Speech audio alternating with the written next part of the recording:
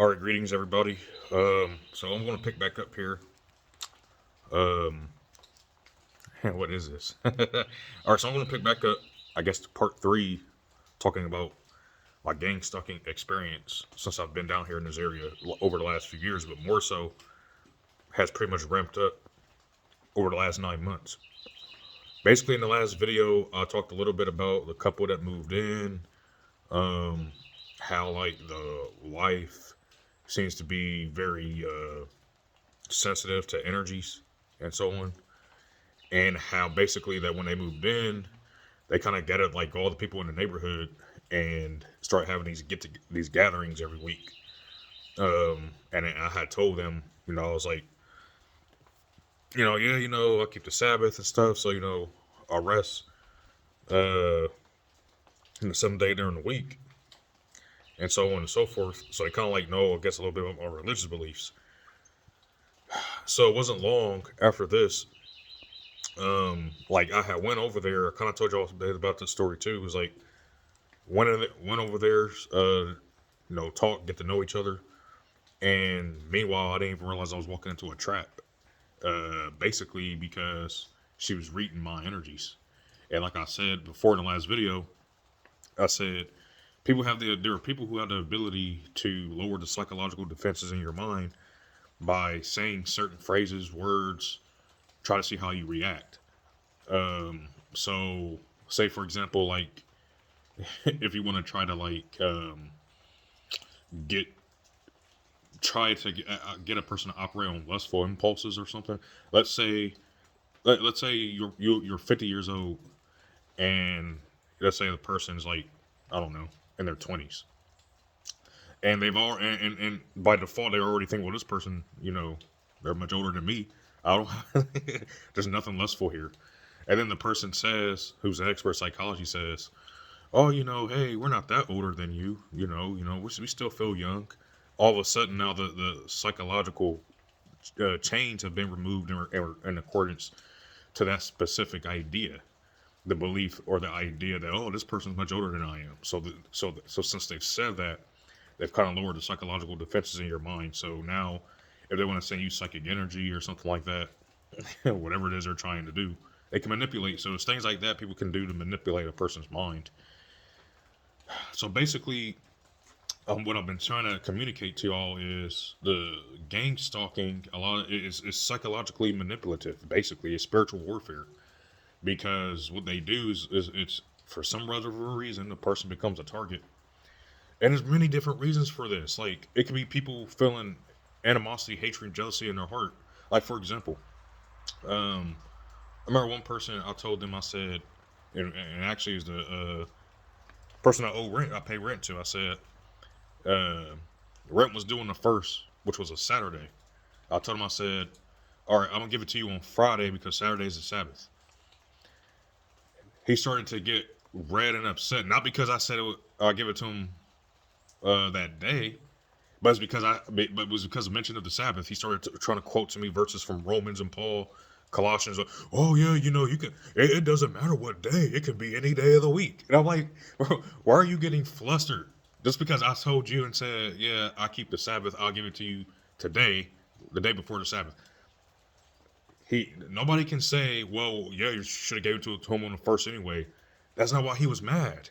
He literally spent the whole next 20, 30 minutes trying to argue and debate with me about whether or not if it's okay for a believer to keep the Sabbath. So it had nothing to do with the rent or what day I was getting. He doesn't even care about that. There's been plenty of times he'll say, oh, give it to me when you can give it to me. So it has nothing to do with the rent. His problem was the fact that I said I keep the Sabbath. So from that point forward, the energy kind of became weird. And um like they would do passive aggressive things, say certain things, and it just made me realize it's like, and these are supposed to be Christians. That's why I told y'all in the last video. I said um there are people out here talking about gang stalking, and they'll blame everything on the occultists, everything on the Freemasons, everybody else, except admit and understand a lot of the gang stalkers are actually Christians. It's amazing to me. It's like Christians somehow can't do any bad or wrong. So anyway, yeah, Gang stalking psychological warfare is designed to, for whatever reason, if somebody's got a target on them, a mark, the community rises up in many ways. They'll do little passive aggressive things, but then at the same time smile on your face to to get you to start basically gaslighting yourself. Like you're thinking, am I the wrong? Am I the problem here? Because they're doing shit to piss me off. Whether if it's having their vehicles revving up, all damn day or at night when you're trying to sleep, or they just all look and give an evil glare as they pass on by, or they're talking about you, but then at the same time smile on your face and wave at you and stuff like that. Little shit like that. It's all psychological, and usually there is somebody who, in many ways, are involved in some sort of spiritual practice, whether we call it the occult or whatever you want to call it. But there are Christians who are into that, into spiritual stuff. Spirituality is not bad. The problem is what you do with it. If you use spiritual tools for the sake of your ego, for example, somebody makes you upset and you're like, "Ooh, I'm gonna send some psychic energy to that person because that person looked at me bad or he pissed me off," which I was trying to resist myself. That other day when I told y'all in that last video, when I drove out to go get a coffee in the morning and this person gave me a crazy ass look, I really thought about my ego almost took off. I almost thought about sending psychic energies because evil eye. When somebody gives you an evil glare and a look, that's a psychic attack right there. So I thought about retaliating, but I was like, but that's when I came up with the idea. I was like, no, let me just turn these events into a YouTube series or an online series because that's a better way to handle this as opposed to responding psychically the way they do, because then you just get caught up and wrapped up and entangled with the energy, and it just becomes a back and forth sort of thing. Although this person I don't think has any sort of understanding of spiritual stuff, so he probably wouldn't retaliate, but there are people who do and who can. And it's not a good idea to get caught up in these sorts of things. Now, I did mention also in the last video an astral battle that took place with one of the neighbors. Actually, I think it was a few of them. But I don't know how this stuff works because, well, like all the way, because I remember I had a dream with one of the neighbors, and me and my spouse was in this dream, and I remember she was like, I don't know, it was just something off about it. It was like designed in a way where like there was like this nice atmosphere, but it was something off. And I remember when she was talking, it was like her eyes, something about her eyes that make me like, I don't know what it is about eyes facing identities and dreams or visions or whatever. It's like something about it. So when I saw this in the dream, um, it made me a little bit more conscious, like something's off about her eyes. And when I woke up, I was under psychic attack. I felt this dark presence that was behind me, and my body started getting cold. And I was like, "Oh, that was a trap. Somebody tried to trap my ass." Okay, well, let's get to it then. And I did what I did. I engaged in the spiritual warfare right back at him, um, and what managed to repel the evil energy that was trying to, basically come at me. Now I know who it was. I know who was implicit in it, and I asked him why. In the astral, I asked him why. I said, "Why are you psychically attacking me?" They said, they were like, "Well, you started it." And I said, um, I was like, "Well, you know what? I can admit I probably inadvertently sent y'all some bad psychic energy. I didn't mean to." And then she actually was like, "Do you hate us?" I said, "No, I don't hate y'all. But like some of the stuff that y'all be doing is annoying. Like you're all trying to annoy me or something and piss me off." So we had like this dialogue. And then like the next day it was like they had like this party and gathering where they're like all excited and more louder than usual. And so some of y'all be like, "Well, that might have just been a dream." No, man, I'm telling you. No, it wasn't just a dream. Because I was awake. It wasn't just a dream when this was happening. You got to understand, the imagination is the gateway to spirituality, so to speak. It is the spirit realm. That's why, kids in between ages 1 through 7, they be talking about, imaginary friends and stuff like that. And as we get older, the world try to forces us out of that construct to think more logically minded. right? So it kind of creates that barrier between the realm of imagination, which is in many ways important to have because some people who fall into psychotic episodes because they can't distinguish between what that which is actually real present in front of them and objective versus that which is subjective, which is in the context of their mind. All right, so gang stalking and all that is a real thing, is a real ordeal. Now, since then, since that battle, there really hasn't been much except what I was telling y'all happened a few days ago with the one weird neighbor gave me a dirty glare and look. But I did a lot of self reflection myself over that time. But I just don't understand. It was just so weird, like how when all that started, like when I started my spiritual journey, how the couple moved in the same week. It was just strange timing. And like I've said before in the last video, timings, so-called coincidences aren't really coincidental. And like I said before, everything's in God's hands, whether good or bad, or good or evil, whatever. I think evil is a little too strong of a word. You know what I mean? But um, all I'm saying is, like, when it comes to the gang stalking, you have to be prepared to defend yourself. You have to know how these psychological things work. Because if not, I've seen so many people talk about their experiences and they get super paranoid and boxed into the realm of the mind. And, like, it's almost as if, well, I mean, they kind of in many ways do descend into mental illness. And you'd be surprised how many people actually do have mental illness, to be honest with you. It's actually very common, heavily underdiagnosed. But at the same time, you know, you can't ignore what your eyes actually literally see. I mean, people giving you dirty looks every time they drive past, or they're being all out and obnoxious at strange times during the day.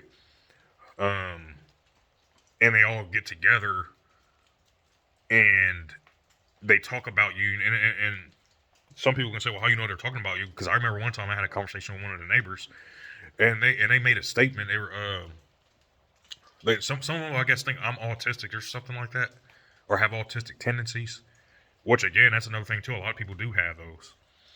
But I remember like the couple when we were talking and whatever, and you know they say, yeah, you know, they might have a little bit of autism. I was like, yeah, it's possible I might have too as well. And we were talking about stuff.